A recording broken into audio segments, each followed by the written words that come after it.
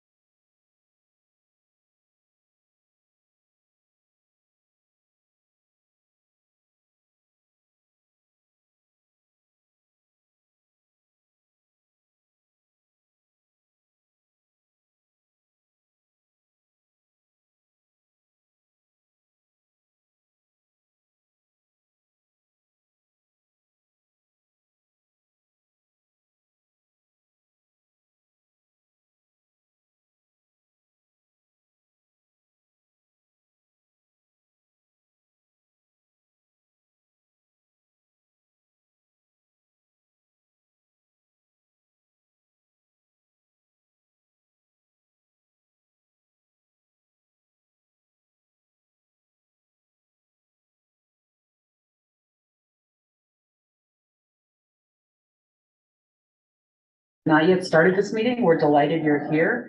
We're just running a few minutes behind this morning.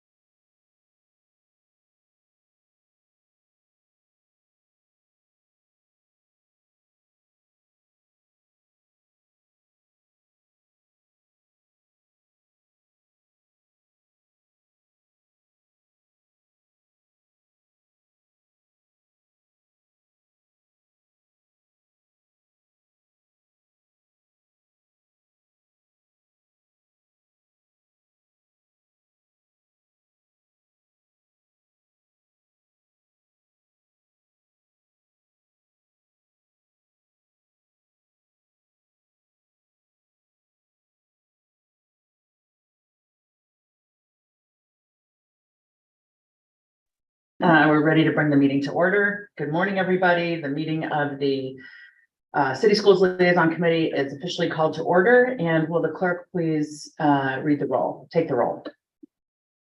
Councilmember Byrd. Here. Chair Lipcott-Haynes. Here. Board Member Collins is absent. Board Member Darrow. Here. We have a quorum. Thank you. Thank you.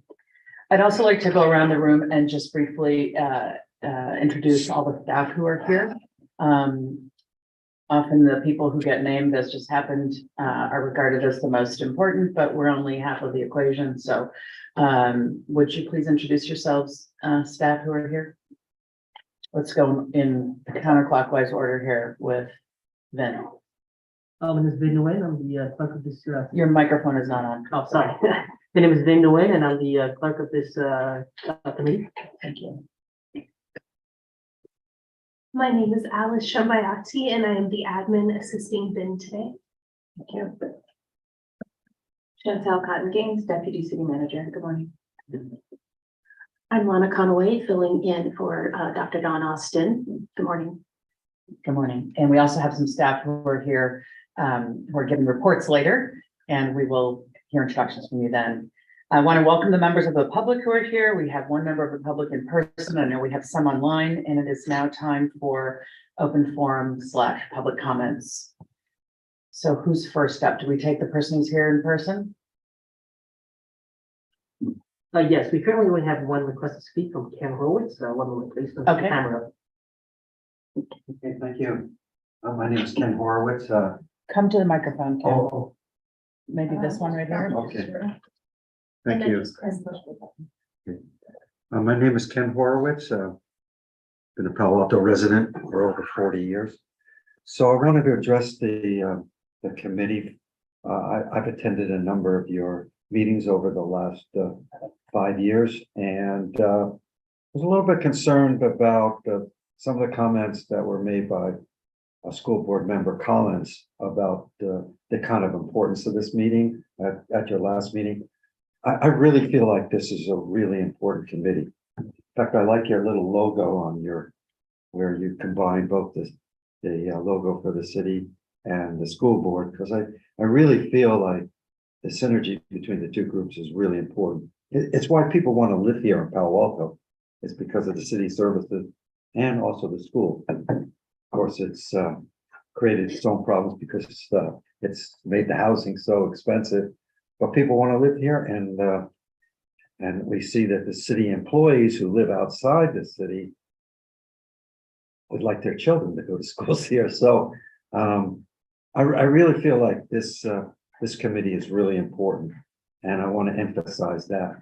And I think you have a lot of issues that you deal with. One you're going to hear about today about safe streets, but we have issues related to what's happening with Buena Vista, and of course you share a facility called Coverly, and what the future of Coverly. So one of the things I'd like to ask for today, if maybe we can get the update, I noticed on the school board that you have in closed session an item with negotiations over property, and Coverly is kind of checked off, but since it's closed session, we don't know the reports. But I'd just like to know that there are discussions going on regarding Coverly between the city and the school board. So maybe we'll hear about that. And that's kind of the main points that I wanted to bring up, is to really emphasize that this is a really important committee. And I hate to see it kind of be reduced. I'm glad that we are still going to have Dr. Austin here, and Mr. Shikata will be attending. I didn't want to feel like this is kind of a lower level committee. And I want to emphasize that there's a lot of good work that this committee can do. I also believe a lot of work should be going on in these ad hoc committees, and they probably need to be properly prioritized. So thank you for your time. Thank you for your time, Ken. It's great to have a community member so dedicated. Appreciate your making that time to speak with us today. Is there anybody else who signed up to speak? Chair, we have no other requests to speak. Okay, thank you. So we'll close public comment. Can I get a motion to approve the minutes, please, from last meeting? So moved. All in favor? Aye. Aye. Okay, the minutes are approved. I will comment as a newcomer on these minutes. I'm struck by the fact that they reveal hardly anything.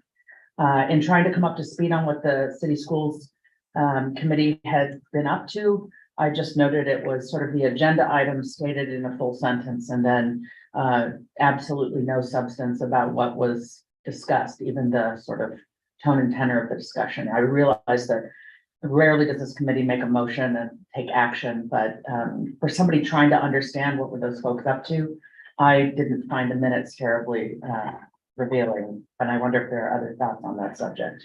Well, on our end, we've struggled for a long time on the board and board committees on the balance between what could at one point became voluminous minutes that I think were a burden on staff, and at other times were so bare bones that it was impossible to know what happened.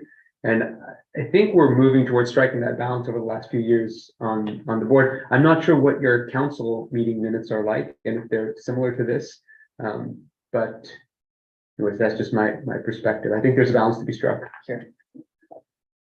Well, I'm just trying to recall actually policy on council committees. Is it that the minutes are only action minutes or are they sense minutes as well? I don't recall.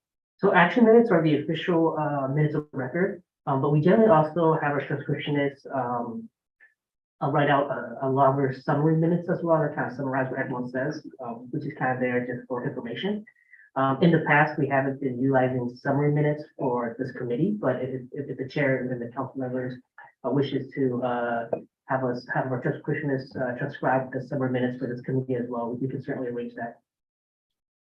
I would appreciate that. I don't want to create a burden on anybody, but I feel that this is a little too bare. Maybe we could try it once or twice and see how it feels.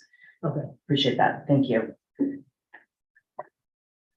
All right, so now we move on to updates, and it looks like the district is up first. And how many minutes do we allocate for this? Or is there not a minute limit? A million minutes. A million minutes for the, of course. The district has carte blanche to say whatever it wants.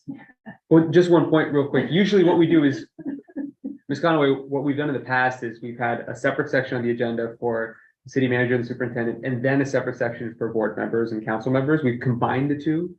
This is the first time, so you get to be the first one to do the new. So my proposal is you start with some district updates, and then I'll follow with some board updates.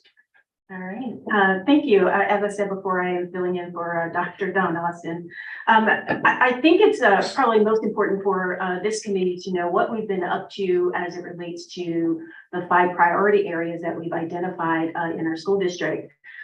We recently made some updates to the board, which you may hear a little bit of that a little bit later. But I do want to say that, you know, our focus has really heavily been on mental health, as most of you probably know. And we are steadily building an in-house model that we hope, you know, will be one of those, you know, kind of situations where other school districts are really trying to follow us, because we're putting those services in the hands of our students and making them as accessible as we can.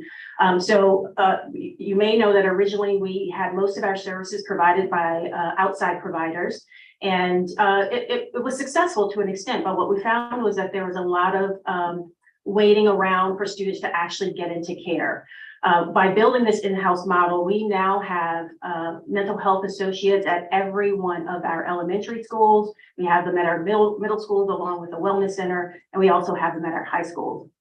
So moving into next year, our goal is to continue to expand that mental health program, and we're attempting to look at all of our services that are provided by outside contractors and actually pulling those services inside so that we are employing people who we can access easily, that we can direct their work, and that they can really become part of our school community.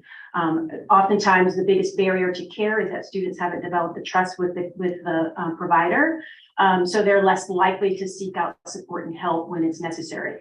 So our goal is to make sure that those individuals become integral pieces and parts of our system, so that students do feel comfortable going in to seek care. We'll probably be developing a little bit more later, but probably the biggest and kind of most exciting part for us is that we've just developed and strengthened a partnership with a company called TBH. This provides 24/7 care for students on demand.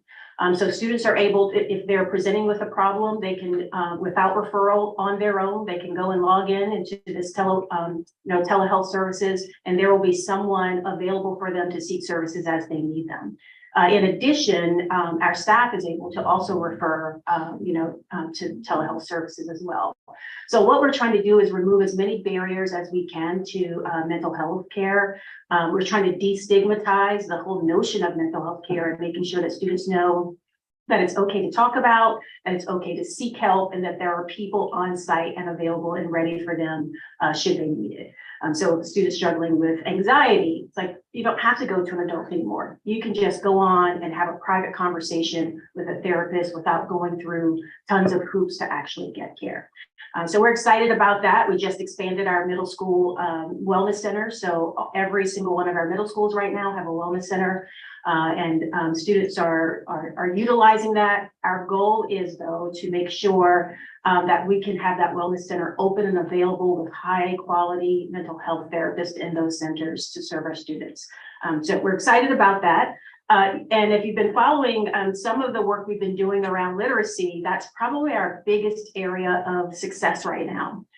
We have Danae Reynolds, who's our director of literacy, who's leading the efforts to really shift the way we teach reading. So we've been doing a really, I think, strong job of making sure that our educators are prepared to boost literacy rates for our students at all levels, even as high as the high school level. So some work will be coming out there as well. And finally, healthy attendance, it's been our biggest challenge, I'm just going to say, and it's been the biggest challenge for districts across California and likely across the nation. When we look at our attendance rates, we're really trying to identify why students aren't coming to school. Obviously, COVID impacted that to a certain extent. But we still are really concerned about the attendance rates and the impact potentially that can have on both mental health and on academic achievement. So we are doubling down our efforts to connect with family members, to do extensive reach out to make sure that we are finding out why kids aren't coming to school. But I will say, as big a problem as it is, still, when we compare our rates across the, across the district and across the state, we're not as bad as many districts, but it's still problematic. So we want to make sure that we do our best to kind of address that. And the last thing, and one of our priority goals is equity. That just happens to be my major focus area in the district. And we recently adopted the SWIFT plan, which is our system-wide integrated framework for transformation.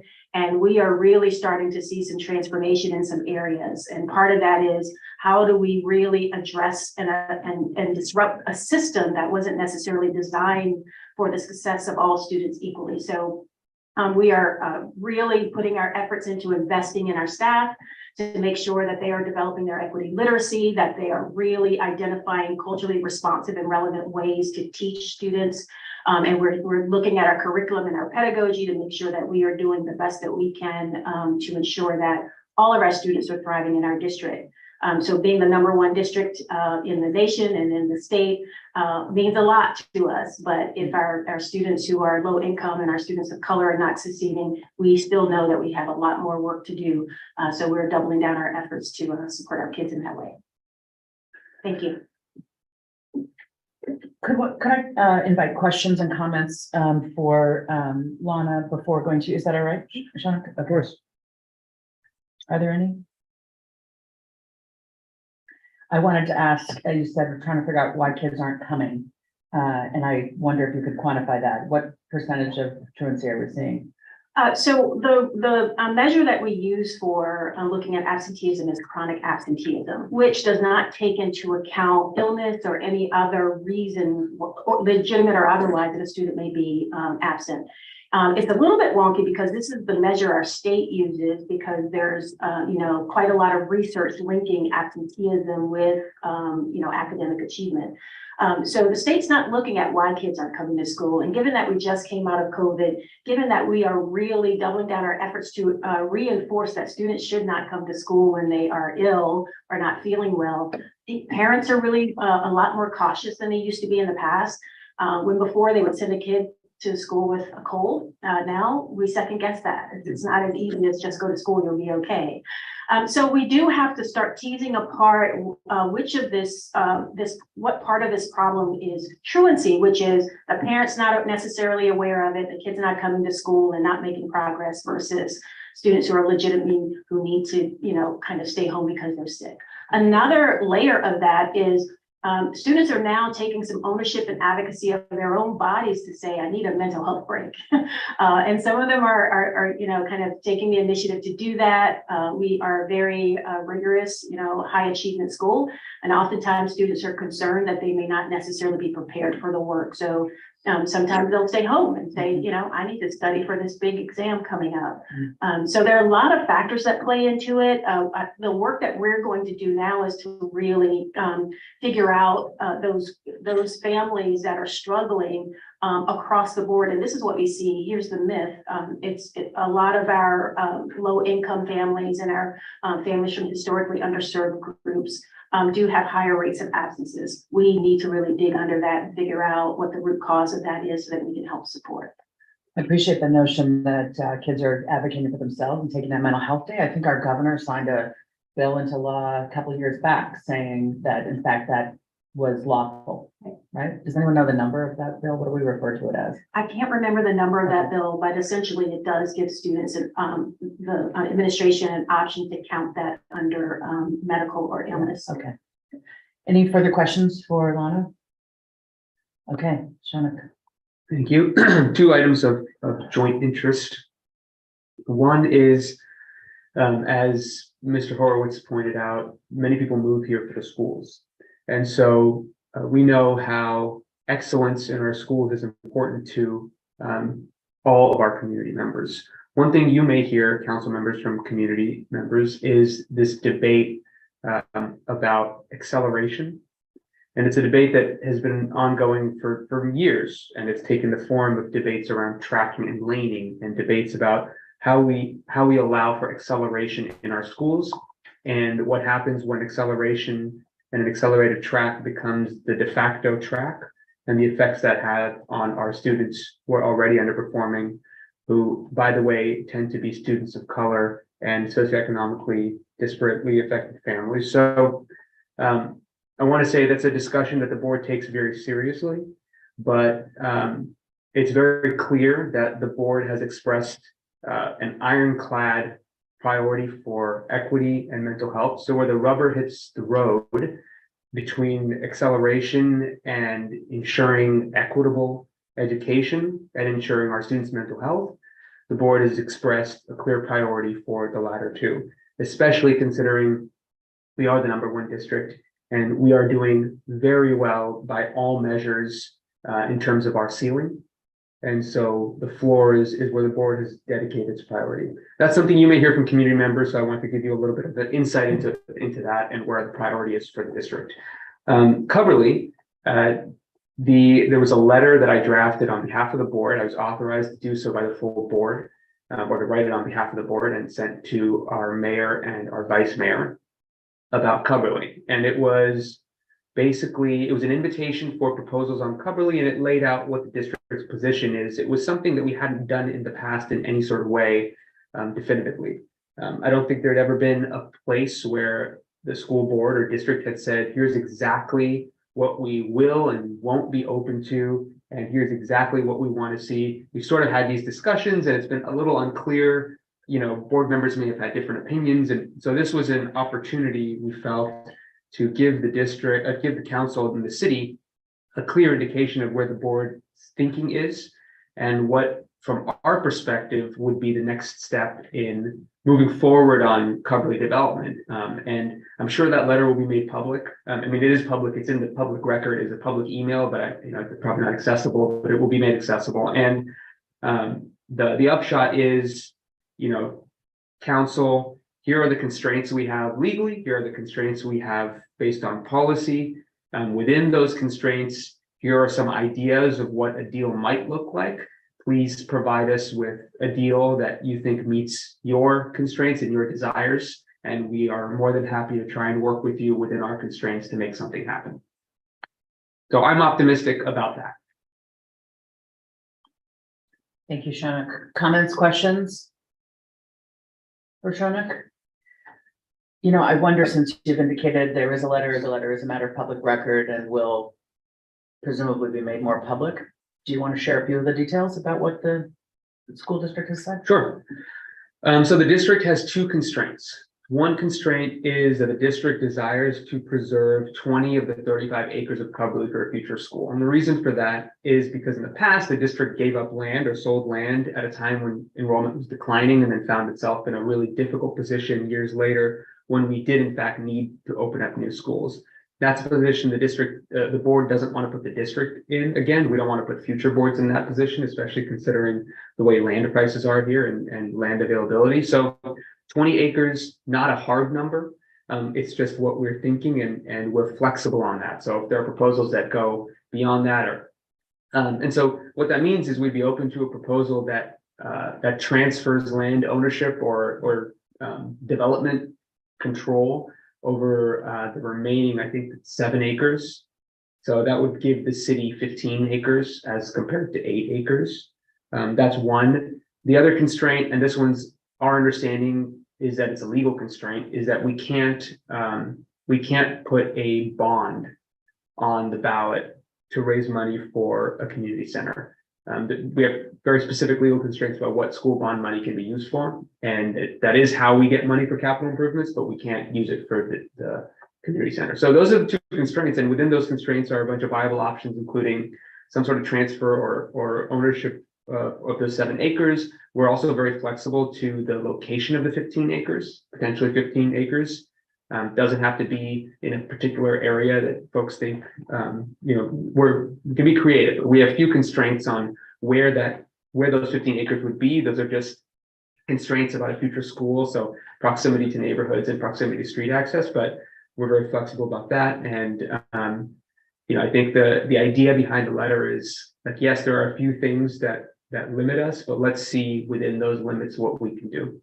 And of course, then passing the ball to the city because we don't want to be coming up with your idea and putting constraints in that way. Thank you for that additional information. Questions, comments, and I welcome them from our staff as well as the board members. All right. Well, I have a few thoughts. What? Go ahead. Ms. Cotton Gaines had a Oh, Ms. question Cotton too. Gaines, I missed your hand. It's okay, I raised it at the last second. You referenced making the letter public. Is that something that the district is anticipating doing, and where could people maybe expect to see that? Yeah, we'll put that up on our Coverly page on our website. We'll do that this week, I think. I'll talk to Dr. Austin. Thank you. Okay. I'm curious about the impetus for this letter. What can you say about what was the driver? I can tell you my opinion without speaking for the board. Different board members may have had different reasons, but I think at our last city school liaison meeting, it was clear to me at least that one of the reasons we haven't made progress on Coverly is we haven't had a forum in which to have a real discussion about what the board wants or needs or doesn't want and doesn't need. It's really just been individual board members speaking, but not speaking on behalf of the board. And that understandably makes it very difficult for the council to then make a decision because you're not sure where we're going to come down if you did give us a proposal. So that was the impetus in my mind. Let's lay it all out there so you have absolute certainty in terms of what a response would be within certain parameters. Well, I'm personally delighted to see it. Can't speak for the rest of my team, but wow, what a welcome development. I wanted to go back to, and I think we agreed we could use first names, right? So nobody's offended why I'm using their first name. Lana, you spoke about mental health and what a terrific set of improvements this is in a community that has been yearning for systemic change around mental health, which is hard to improve and impact the way you can build a building or fix a road. And I think on the city side, what we're deeply interested in is applauding the effort, amplifying the awareness of these developments and supporting. So how would you advise us as your partner in how we can really stand by you and strengthen what's happening? Thank you. I appreciate that question. One of the things that we first thought about was how do we really connect with agencies in the community? Because even though we have services internally, it's important for our families and our community to know that there are services available in the community as well. So we recently developed a partnership with behavioral health services. So there is already a really strong link between our staff member, who's our clinical supervisor, Genevieve Dixon, for mental health. She partners directly with behavioral health services, and they actually fund part of her position. So we've been able to get some leverage in that way. I would say that any opportunity in a forum, whether it is a city official or otherwise, to talk about the importance of focusing on mental health is important. So having the conversation on the table is important, because that says to the community, we care about it. We are doing our best efforts to improve services and access to those services. So it really is about how do we ensure that, in a partnership between the city and the school, that the city is aware of, what the needs are in the community across the board. Because if there are adults in the community who need care, that's probably impacting the student in some way. So it's a full circle issue that we have to deal with in a broader approach that we have to take to it. So I think as, the city council is talking about how to improve access to services in this community, we think about this as we think about the needs of our students, because our families are struggling too. And most of them don't know how to access care. And if they do know how to access care, there's still that stigma there that kind of prevents, seeking care. So I would say always have the conversation on the table whenever we can, because if we can really address that clearly, I think we will go a long way in improving the happiness and the health of our community. Thanks, Lana. Go ahead, Pat. So first I want to applaud the commitment and the actions that the district's taking on mental health. I was struck by, in response to Julie's question, there was no mention of Project Safety Net. And Project Safety Net has been for over a dozen years that very forum where all of the different agencies and entities in our community who are involved with mental health and suicide prevention have been convened and collaborating. There are ways in which I wish they were more effective today than maybe they are, but they are the vehicle. And so I'm confused that they aren't even on the radar in this discussion. They are the entity that PAUSD initially was a full partner in. And frankly, as PAUSD moved stronger in their own initiatives, the engagement with Project Safety Net seems to have diminished over the years. But we already have an entity that is supported by the city and the county, where the district is supposed to be a partner. That is the very thing that Julie was asking about. So I think we need to maybe discuss that. And as I think about it, I believe that we had a Project Safety Net presentation to this committee a year ago or 2 years ago. But maybe what we should do is invite them back and have a more substantive discussion on the relationship between the district, the city, and Project Safety Net around these broad areas. Well, thank you for raising Project Safety Net. I was just on the phone with Mary Gloner, is that how we say her last name? Last night about an idea that I'm noodling over. And I think I don't imagine anyone in this, in the district was, sorry, my phone is ringing, stop. Okay, stop. Was ignoring Project Safety Net, but rather it speaks to the fact that there are myriad efforts and attempts at wrangling this issue. Project Safety Net is obviously the hub. And we also have youth community service, and we also have Alcove now on Middlefield. And there are other efforts as well. So I think this conversation actually just speaks to the fact that even among us, sometimes we're not mentioning all the bits. I want to be sure y'all know that the Palo Alto Youth Council is doing a mental health fair in Mitchell Park. Are you aware of that? Okay, good. Because I would love to see a table there where folks can learn about the district's wellness centers and the services available at the elementary, middle, and high school level. There are bound to be people there who are well familiar with Project Safety Net and not familiar with what the district is doing within the schools, and vice versa. So if we're all there tabling at this fair, it'll help create that greater awareness of the various nodes on this network. Thanks, Judy. I'll definitely check on that and make sure we can support. I'll just add that YCS and Alcove are among the partners in Project Safety Net. So it is this convening body. I did want to also follow up on Shaunik's update on Coverly. I thought that the letter was really valuable. It really affirmed certain things that we generally understood, but hadn't had with the clarity that was necessary. That the district's constraints on how they could expend bond funds. We spent several years as a city, multiple years as a city, essentially trying to push the district into doing things that they either weren't legally able to do or weren't in their long-term interest to their and responsibilities to their needs and their students.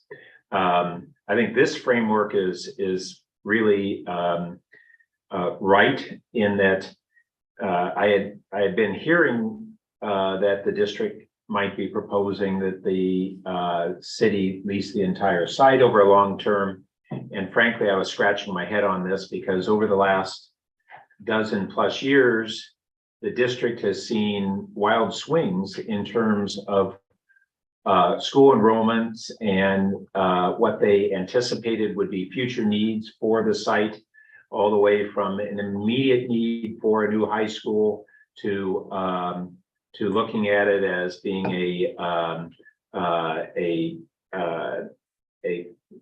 I don't know, I've forgotten the correct term, but a more limited high school, to reserving the space for future middle school, to then thoughts that because of a declining enrollment, there would be no need for a school in the foreseeable future.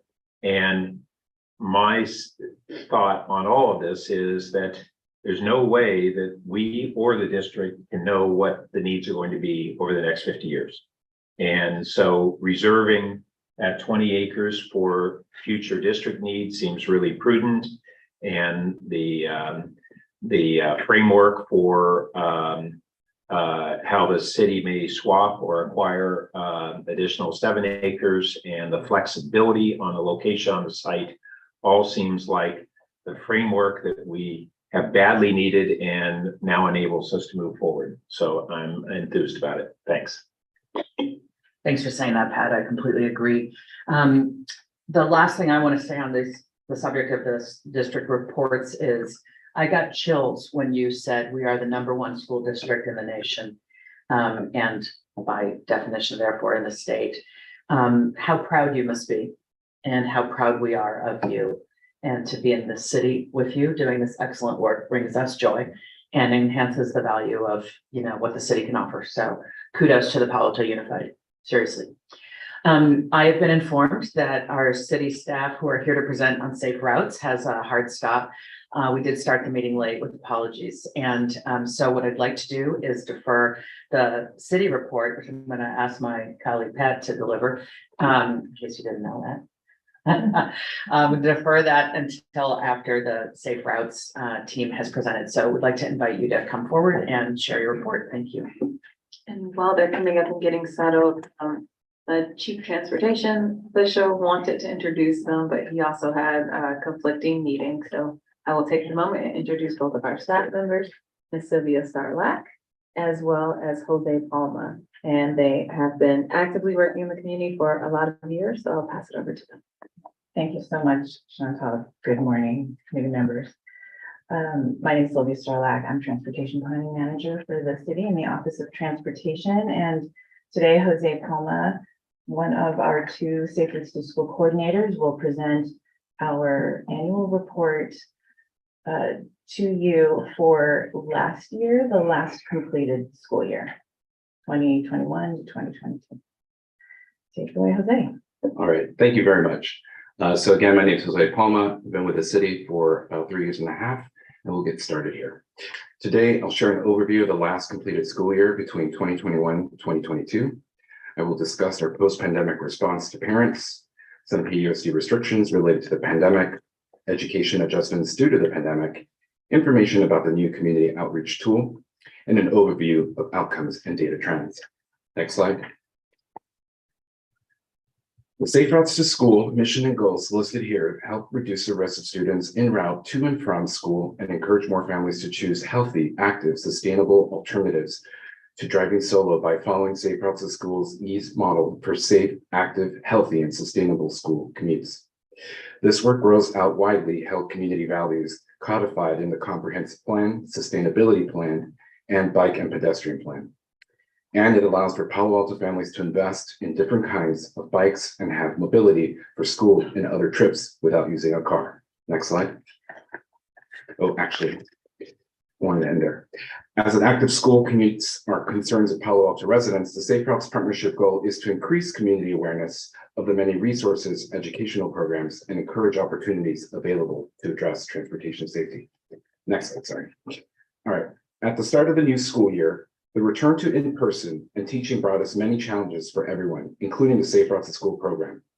Reopening schools was fraught with fear and uncertainty, but the Safe Routes to School program was determined to find ways to adapt and ensure education could continue virtually and in person. Due to the pandemic, PUSD had to limit campus access points to reduce cohort mixing and COVID exposure. Doing so changed how families planned the routes to and from school. In addition, since we were still learning the nature of the coronavirus, it appears that some parents believe that driving their children in a vehicle is a way to reduce exposure to corona. At the same time, parents, families, and others who chose to walk or bike to school were noticing more parents driving. Additionally, due to the limited campus access points, many students were unable to store their bikes conveniently, as bike racks were no longer at every campus access point. Due to this change, we received large amount of back to school bike and pedestrian safety requests that showed that people were paying attention, valuing transportation safety education. As a result, the Safe Routes to School staff and PUSD staff conducted walk and bike audits during the reopening periods to ensure biking and walking to and campus were improved. The pandemic also impacted a core component of the Safe Routes to School partnership, our parent volunteers. With high levels of parents' fear of exposure to the virus and PUSD regulations limiting campus visitors, Safe Routes to School staff moved bike rodeo education to the spring of 2022. In light of this change, the Safe Routes program delivered 6th grade education in the fall through online courses and kindergarten and 1st grade pedestrian lessons via Zoom in the spring. Next slide. Although fall reopening was challenging, we found that PUSD parents were noticing the value and impact of in-school training and education. After announcing the spring bike rodeos, the Safe Routes to School team was in high pedal gear, preparing for the new wave of volunteers that were nervous yet eager to bring back this cherished tradition for 3rd graders and their parents. Although we had to replan, the fall pause programming gave the Safe Routes to School staff a chance to debut a new rodeo scheduling software that makes rodeo scheduling easier for everyone. Additionally, we also increased community outreach using e-bike, which I will explain more in the next slide. Lastly, we provided kindergarten, 1st grade, 5th grade, and portions of the 3rd grade pre-rodeo education online. Next slide. The Safe Routes to School team expanded community engagement through a physically distanced safety education pilot supported by VTA. Whimsically called Mike, the mobility information kiosk e-bike provided outdoor COVID-safe education and encouragement resources directly in the community at public parks and near schools. This project showed residents and staff were using the cargo bike for official business, effectively demonstrating bicycling could be used for more than recreation. The best place for Mike to meet most people turned out to be Mitchell Park Community Center and bike repair events at schools. I wanted to share a really quick story on Mike's effects, but was that being given a walk and roll map sparked the curiosity of a parent who worked with her kids to create the Safe Routes to School game at Hoover Elementary. She subsequently volunteered to work with our program and is now a key Safe Routes to School representative at Hoover. Next slide. The Safe Routes to School partnership also implemented several programs to support families from historically underrepresented and economically adverse communities.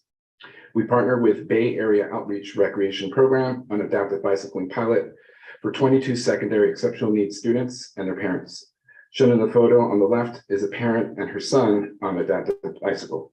We coordinated a similar event for elementary students the year before. We hosted about 5 bike repair events in collaboration with the campus PTA at Green, JLS, Fletcher, Pally, Gunn, and Escondido. We distributed approximately 75 helmets that were donated by County Department of Health, and also a Black History Month celebrated ride that was organized by Escondido and El Carmelo Transportation Safety Representatives, TSRs, that honored historically achievements of Black Palo Altans and East Palo Altans. Next slide. Each year, the partnership reviews the 5-year plan to ensure it remains responsive to community needs. In 2021-2022, we were able to complete 2 new strategies that brought us to 86 completion of the year 4 objectives. We conducted site assessments for Gunn High School and Briones Elementary and reviewed transportation concept plans and community engagement strategies with City School Transportation Safety Committee. Next slide. As you can see, the change in pedestrian bike numbers appears mixed with an overall flat trend in walking and biking on average. However, driving appears to be increasing district-wide. If we look at the historical trend, elementary school parents in 2021 were driving at essentially the same rate as 2016, erasing the progress we made since the peak year of 2019. Most concerning, driving numbers in middle and high school were higher in 2021 than 2016. Next slide. For 2021-22 year, high school school bike count numbers were 45% at Gunn and 42 at Pally. Due to the lockdown in 2020, we do not have the data for that year. Next slide. I'm sorry, I just want people to dwell on that previous slide a moment. Because the accomplishments over, this goes back to, and I can't quite read it. 85, and then the low point though was 2000 or thereabouts. And so over the last 22 years, since really the Safe Routes to School program was launched, this is the phenomenal progress that was made, and really national leading progress. And what Jose is really describing is, okay, we had a bump in the road, and now how do we really get back on track? But I just didn't want to gloss over. A lot of people in the community just take the present circumstance, say, oh yeah, that's what we are, that's what it is. It just happens to be that way. And it was through a concerted public-private partnership, really, that had just incredible achievement. So I just want to make sure they fully appreciate that. Thank you. All right, we can continue to the next slide. For 2021-22, the middle school bike count numbers were 61% at Green, 53 at JLS, and 40% at Fletcher. Next slide. This is preliminary data that was collected in fall 2022 that we are sharing with you today because the trends are concerning. Statistics for driving are higher than in 2021 district-wide. Note the pedestrian bike district-wide average is -2% compared to no change in 2021. A bright spot is that higher school active transportation portions did not change, but normally we see an increase in this population. City staff suspects that the following factors are contributing to driving. These factors include: 1, the lack of city shuttle service and reduced PAUSD busing; 2, driving habits developed during the pandemic; 3, campus access points limited due to security concerns; 4, disruption to the normal safe routes to school education schedule; and 5, reduced PTA volunteer capacity, especially for secondary school programming. City staff look forward to working with the partnership to address these factors in order to reduce driving. Temporary student, that's it. And then next slide, please. At the end of 2021-2022 school year, the Safe Routes to School team piloted a zero waste bike rodeo model, upgraded bike rodeo course maps that you see here on the slide, and supported the PTA parent volunteer recruitment, as you can see from the image we took at a TSR gathering, or Transportation Safety Representative gathering. Next slide. Thank you for your attention this morning, and looking forward to your feedback and your support. And Thank here's you our so contact much. information. Jose, thank you. Of course. Are you ready for questions? Sure. Comments? Sylvia, did you want to add anything? No, just that I think there might be some public comment. Terrific, thank you. Do we take public comments first? Okay, yeah, let's go to public comments, please.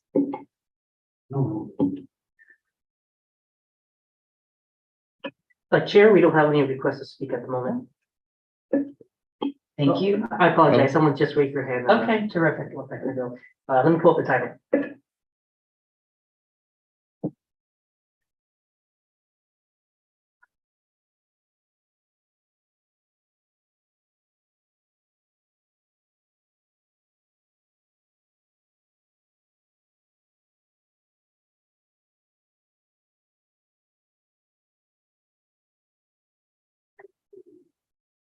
Okay, Aaron, if you're there, you can unmute yourself and speak. Actually, I'm Ashley. Sorry, I used my son's Zoom to log in. Thank you for school board member and city council for the presentation. I'm a parent with 2 elementary school students, and I deeply appreciate Palo Alto City and school for provide the education for our children regarding the pedestrian and bike safety. And it's really the highlight of my child to be a 3rd grade, that they have a bike rodeo, that they can learn how to bike to school safely together with the knowledge they need. And I just want to point out, I think changing a people's community habit is not easy. Like for myself, it also takes me a while until I met Jose at the Mitchell Park. Before that, I always thought I couldn't do that because I have a 4-year-old. How can we bike 4 miles to school together? But it turned out all my children and I are very happy about right now we can bike to school together. And the timing is really important. The earlier the children they can receive this education, the more possible they can build up a healthy habit for their physical and mental health. And it's also a good opportunity for a family to gather together. Thank you, City and the Safe Route to School to provide us the education and the support for the families can bike in Palo Alto School on a daily basis. Thank you. Thank you, Alicia. Appreciate your participating. Are there any additional comments from the public then? Chair, we have no more requests to speak. Okay, colleagues?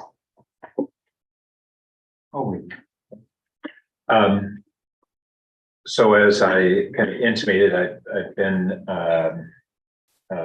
really for a long while thought that this was just an outstanding program that our community excels in. It's been a national model, and many other communities have used what we've accomplished and the way that we've done it to try to drive forward their own mode share shift, basically, of students getting to school in safer, healthier ways.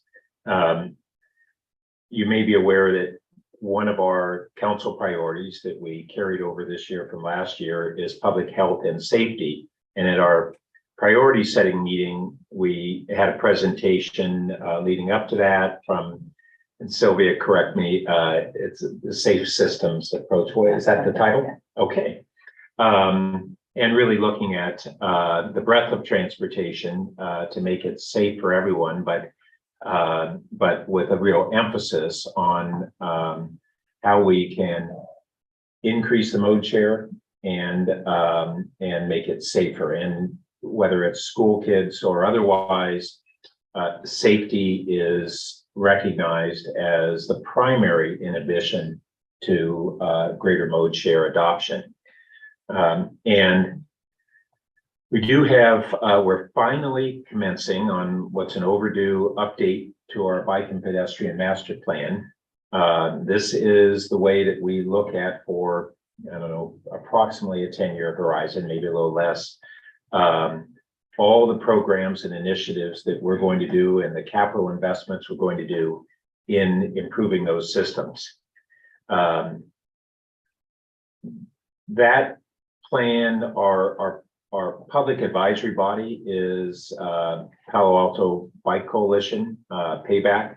And there is, I believe, a Safe Routes to School representative on Payback, if I'm recalling correctly.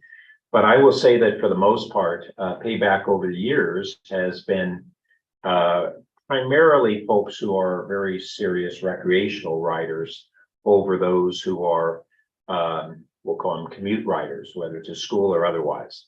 We have some balance now, but it's still, the point of view is not identical to what we're talking about here today. And so the input to that plan and making sure that it is very strong in terms of its focus on these issues is important for the district to participate in.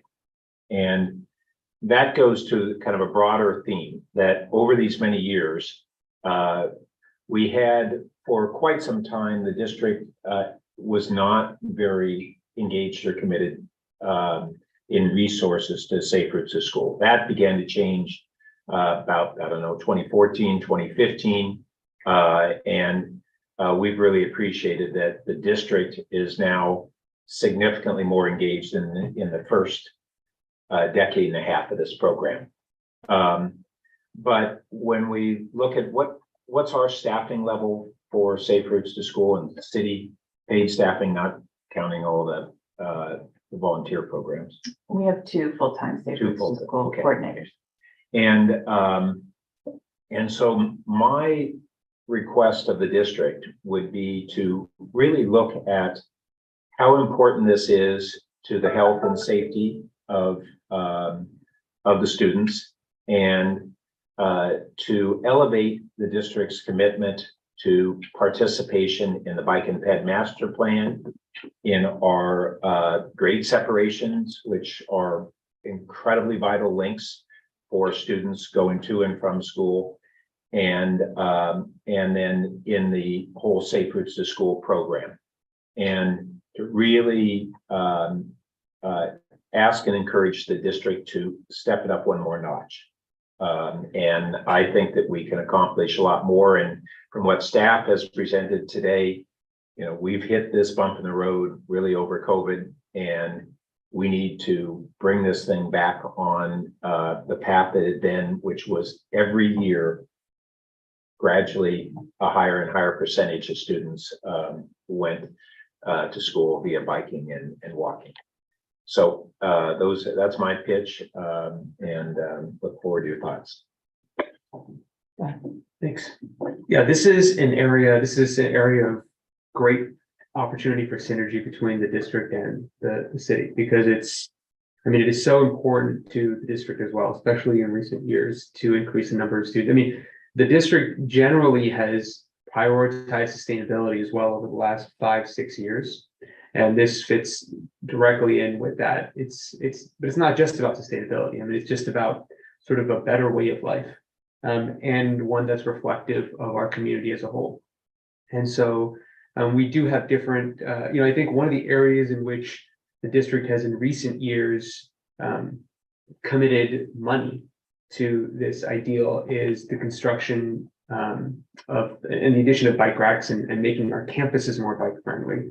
And that's something that in construction moving forward, that's something very much that the district has its eye towards. So, and there are other areas I think it'll be good for board members to noodle on, how we can better have this great symbiotic relationship to continue to increase the numbers.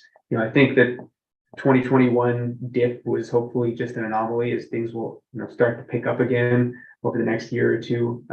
But understandably, we all have work in many facets of our lives to get back to the way things were before 2020. And so certainly our governing bodies can work to help us get over that bump.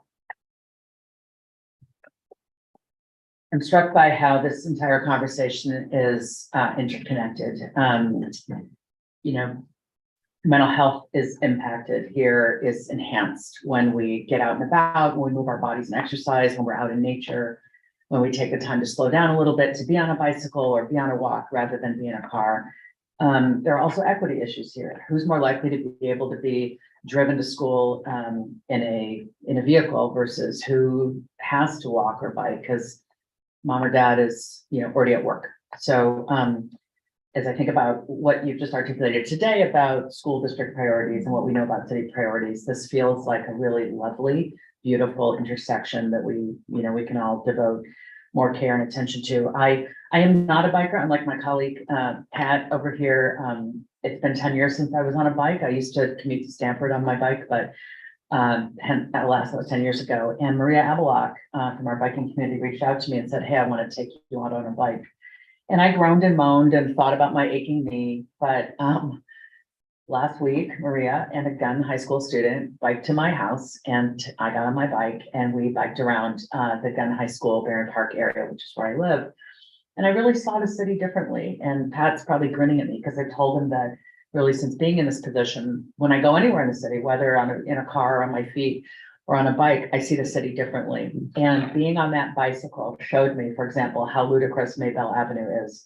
It's striped, 10 different ways, depending on where you are. And, I walk down to get the Daily Post down Maybell as the Gun kids are biking in the opposite direction. And I've made it a practice to raise my coffee mug and say, hi, good morning, because I'm trying to engage with our youth, because simply saying hi to people does improve mental health. So I'm struck by how simple some of these efforts can be at the level of the individual who makes a commitment to a change. So I'm just very excited for this presentation and what we can do to kind of keep those numbers going in the right direction. Grade separation is coming, or the imperative to separate the train from the road is coming. We all know that, well, we don't all know that. I think a lot of people don't know that. We talk about, the traffic just trying to get to Churchill the other day. And I chuckled, just wait until the construction comes for grade separation. And this is something we absolutely have to get way, way, way in front of. If our kids can't get to school in a timely fashion, this entire city is going to grind to a halt, and we're going to have people marching in the streets over the fact that we failed to prepare for this. And so I think, as we get to our final conversation about city district collaborations, it seems clear that the situation of bikes and pedestrians, children and otherwise, is low-hanging fruit for us. Are there any further comments or questions for our colleagues here on Safe Routes to School? Well, I just want to follow on to a point that you made about the mental health part. And it strikes me that I've seen reference to studies that have shown kind of how that value is of kind of the resetting that goes from people riding to a location. I don't know if we could access those and maybe include that information and fold it into ours and both the cities and the school districts focus on mental health. I really appreciate the point that Shaunak made about how this also folds into sustainability, which is another council priority, and that actually in our climate plan, we quantify our mode shift goals as part of our our greenhouse gas reduction, that we have to actually increase our biking percentage to hit our goals. So it's not just a vague concept, it's concrete, and I really appreciate that point. So I just would, I think this discussion has shown that this touches several other objectives, and it's important for us to remind ourselves and others how effective it is in multiple ways. So thanks again to our staff, and I don't think we've talked enough about how incredibly important our community volunteers have been in this. There's just, it would not have happened and won't happen going forward. And I understand that there has been, perhaps in part because of COVID, but in part because of demographic shifts and the like, it's become more challenging to have as strong of a volunteer army of parents involved in this. And that's going to be a challenge. And maybe that's something that would be one area that the district could really help us on. So thanks again. Thank you, Pat. I also want to acknowledge you. You made a point in reference to a slide that began in 1985, and that slide is a little misleading because it goes 85, 91, 93, and then, so the curve is off on the front end. But I want to acknowledge that looking around the room, I don't know about Ken Horowitz, but looking around the people at the table, you have more knowledge on this subject and most subjects, given your years of service to our city. And I've been schooled on it by Kathy Durham and Penny Elson for many years. Good. So Yeah. I want to credit them. 100%, 100%. Thank you for doing that. But also just want to acknowledge, whenever you are in the room, we get, a whole lot of institutional memory, as well as a very astute observation about our present circumstance. So thank you. With that, I want to thank the two of you for your presentation. And I'd like to turn it back over to my esteemed colleague to give the city update that we deferred from the earlier place in the agenda. Did I miss something? Yeah, that esteemed part, I don't know. Okay, hold on 1 second. I was just wondering if I could offer a response to some of your comments. Oh, I'm terribly sorry. Absolutely. That's okay. Just to follow up on some of the comments that Councilmember Burt made around the city and school district partnership for Safe Routes to School. We do have a city school transportation safety committee that meets. Actually, it's going to meet today in 20 minutes. And that is where our parent volunteers sit with city staff, PAUSD staff, police, all of the important stakeholders that make this magic happen. And it's that meeting provides a clearinghouse for people to discuss issues. We ask the district for more bike racks. We ask, we ask for PTA volunteers to do things there. So I just want to make sure that everyone understood that there is this forum for that. That forum has, coming to that forum has been built into the upcoming bicycle and pedestrian transportation plan update. So there will be opportunities for that committee to add its voice to the development of the future bike plan. I just want to mention that. Also, I'm so glad Maria Avalon was able to take you out on a ride. She's the best. She is, she used to work for us. She works for the district. She is like the embodiment of this partnership. So I just wanted to give her a little shout out. Thank you, Maria. And around the equity, equity is one of our formal pillars of our Safe Routes to School program. And Jose, I'm about to tee you up to talk, so think about this. But we have been, as noted in our presentation, we've been working on equity, trying to find ways to engage parts of the community that have not been engaged. We do have an East Palo Alto Safe Routes to School map. That was something that we realized, wait, there's one for every other school. How are students from East Palo Alto coming here? So we did develop that. we have been reaching out to our, to the family engagement specialist at the district. And Jose's been doing that work. We're trying to serve our communities, as well as we can. And I just kind of want to flip what you said, Councilmember Haynes, because it's not so much who can bike or who has to bike. It's actually flipped the other way Okay. in this community. It's who can't bike, who's unable to bike. And oftentimes it's our communities that don't have access, can't read the maps, it's not in their languages. And so we're really trying to it's really a different thing here. It's often the most privileged can actually bike and not, and families that have to cross 101 and don't feel like it's safe can't. So I just wanted to point that out. Thank you for that. And my apology, but there's a couple things I'd like to follow up on. I did want to, Sorry, go ahead. yeah, I wanted to talk about sort of the efforts that I've been doing for Safe Routes to School for Equity in light of not only the previous school year, but even before that, during the pandemic, for example, I communicated with the family engagement specialist to discuss, even providing a overall Zoom PowerPoint explanation about the Safe Routes to School program for families who, are English learners, especially in the Spanish speaking community. And I was able to communicate with them and really dig into, what Safe Routes to School means to them. Maybe they've never heard of it before. Also building rapport with me and sharing sort of their assumptions about biking. And we're digging through this stuff and just really sharing points together about what they would do in order to bike more, but also letting them know about the programs that exist, including nonprofits out there that really ensure that they can even get a bike, or we can share that we have helmets from the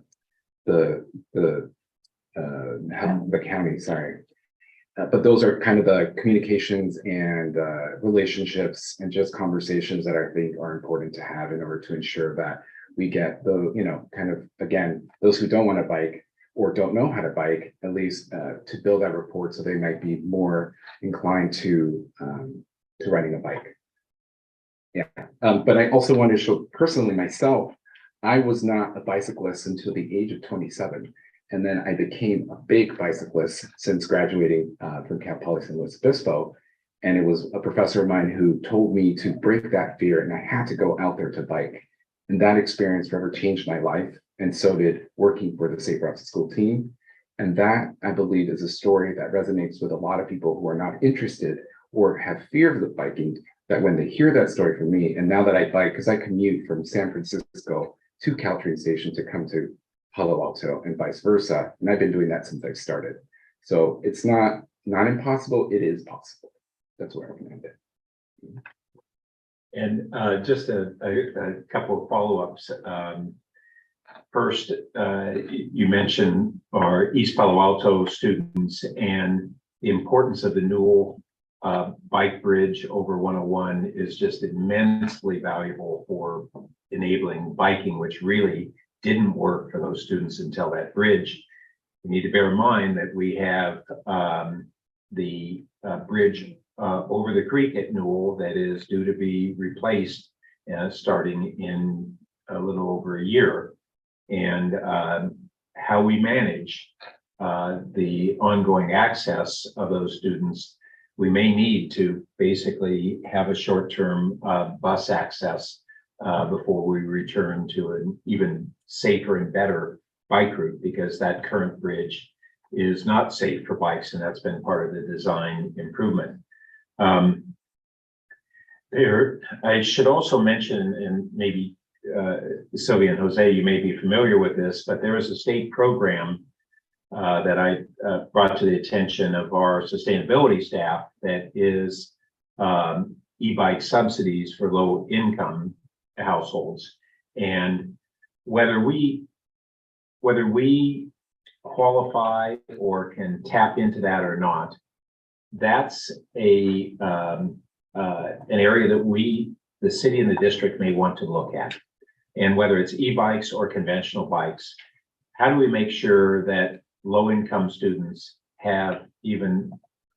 make sure they have access to bikes? And if they're from a farther distance, like East Palo Alto, there's going to be a greater interest in e-bikes depending on what their school in Palo Alto is. And it's not that expensive if we really looked at a significant subsidy program, and it could have a real impact. And then lastly, on this question of, various people are at different points in their lives or their biking abilities and all those things where there are a range of abilities and comfort levels with biking. And historically, we thought, okay, can you pedal a two-wheeler on yourself? And now we have e-bikes and we have three-wheel e-cargo bikes. And for a number of years, I've really thought that last component was going to be a bridge for many more people to not only have bike access, but feel safe on bikes. So that safety part that we talked about, part of it is it a safe roadway? The other part is, can I feel safe on a bike? And can I propel it well enough? And now the three-wheeled electric cargo bikes are now being used for transporting groceries and for preschoolers. But for a long while, I said, no, this is the reinvention of the riddle of the Sphinx, of what animal is 4 legs, then 2 legs, and then 3. And that three-wheel cargo bike enables people as they age or as they have just other needs to be able to bike comfortably and easily and safely in terms of the stability. And so how much we promote that as they're really taking off more, I think is another new dimension to really make sure that people said, biking's not for me, now it may be for them. Thanks. Anything further on this item? Okay, thanks everybody for a great discussion. Thank you so much for all the effort you put into Thank this you. as well. Yeah, thank you so much. Noting the time, we have 11 minutes remaining. Let me turn to Pat, ask you to make what may be a truncated report on behalf of the city. Yeah.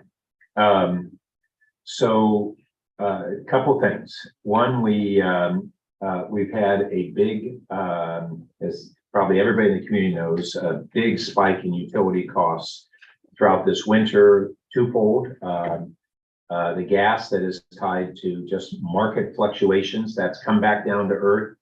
And the second was that we, in December, as we were still in a drought, had to pass along cost increase on our electricity because our hydroelectric power was not being produced at traditional rates. It's basically a fixed cost system. So we pay the same for our share of a dam, whether we get hydropower out of it or not. And the council is really acutely aware of the impacts of that on community members, but frankly, the district is a major customer of power. And so these things matter to them as well. And the city is looking at various means to help bridge those costs and holding back on price increases going forward.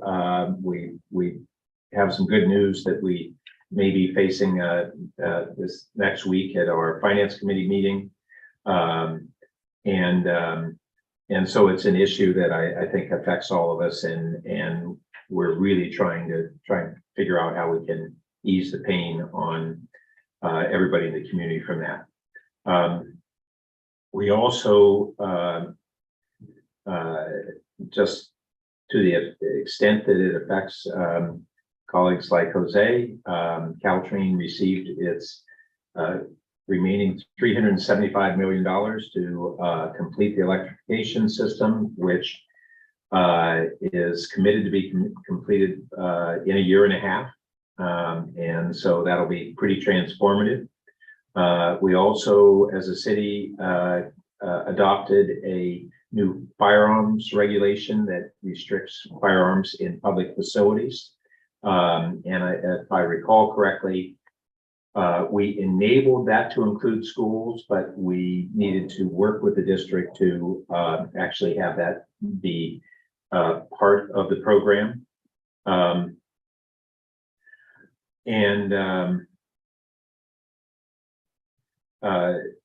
On the subject of e-bikes, we had a narrow majority of the council who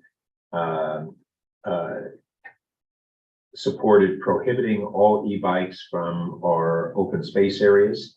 But we got in the motion an agreement to reconsider this coming year on distinguishing class 1 bikes, which are necessarily pedal assisted, and allowing them, and instead looking at speed limits for all bikes in the open space, and lastly, looking at restricting bikes on narrow trails, whether they're e-bikes or conventional bikes. Lastly, Mayor Koo appointed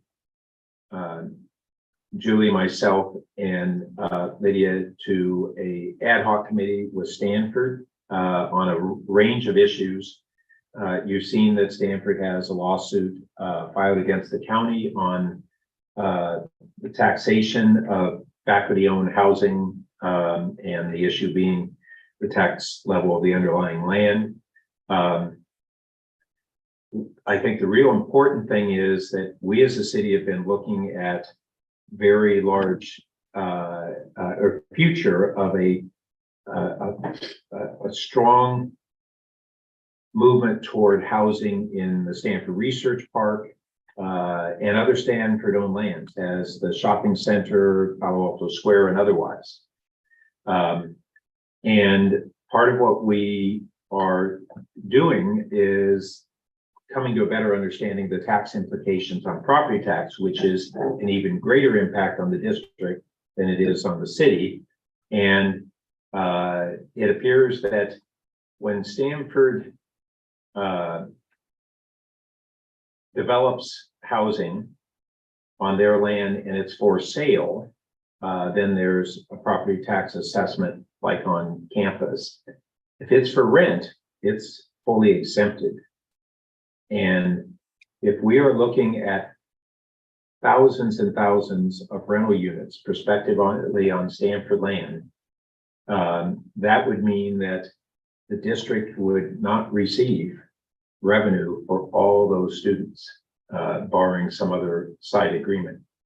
And we've had this as an historic kind of issue, but it's been on the margins. And now we're looking at thousands of units from our arena allocations, not to mention that the county has proposed that Stanford could have 30% of the housing that the county is mandating Stanford provides for their own faculty and staff could be on contiguous lands contiguous to the university.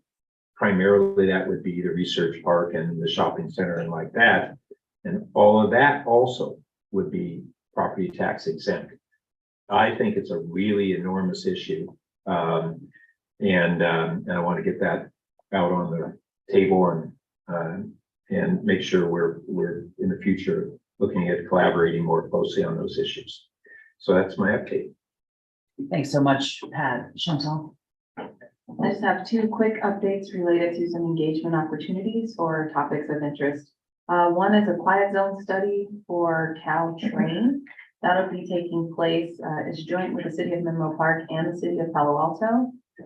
It's in consideration of the Palo Alto Alma Street crossing along the Caltrain corridor. And that will be taking place on March 23rd at 6 p.m. at the Arriaga Family Recreation Center in Menlo Park. So you can find more information about that at cityofpaloalto.org/quiet zone study. And the other one just wanted to offer which is an engagement opportunity online. Again, I'll provide the link and then I'll share the things. There's about 4 different engagement opportunities. cityofpaloalto.org/engage. And there, you can provide feedback on a few important community topics of the University Avenue Streetscape Project, potential recreation wellness center, the Wilkie Bike and Pedestrian Bridge treatments, as well as the lived experience of Asian Americans, Native Hawaiians, and Pacific Islanders in Palo Alto. That is some of the work that our Human Relations Commission is leading. We did a similar one for those with African American ethnic backgrounds in the community. So they're really looking to have folks participate and provide experience on their lived experience in the community. Just wanted to share those as it's relevant to folks in the district as well. Thank you. And I will add that I attended a meeting of the Buena Vista residents with their lawyers, the Community Law Foundation, last week. And it is clear that there is a lot of concern within the community of residents about the relocation and how long it'll be. And I think we should all simply be aware that, to the extent we're not in sure everyone's room is, but just stated that the impact on kids when the relocations happen and furtherance of overall improvement is something we all want to, keep front of mind. Questions from our school board colleagues and school district colleagues on our report? I wonder, because we only have 2 minutes left. I wonder whether we want to go through and just button up the agenda for the next meeting, since we only have a short amount of time. Absolutely. Let's do that. Okay. Chair, before we move on, we should ask for public comments. Yeah. Are there public comments on the city presentation? There's no raised hands yet, but let's give a couple Okay, more seconds. thank you. If you want to raise your hand and speak. Appreciate it. No request to speak. Okay, good. So we have reached the end of our meeting and we have not gotten to item 5. So I would like to propose that we carry over the discussion of committee purpose and city PAUSD collaboration to our next meeting. Do I need a second on that? I'm getting head nods. I think. Is that fine? Good. Fine. Is there anything else I need to do to button that up? Okay. Thanks, everybody. I think we did race to the end of this meeting. And I also think it was a really interesting set of conversations and discussions. I really appreciate all who contributed, presented, my colleagues from the district, as well as the public and our staff. So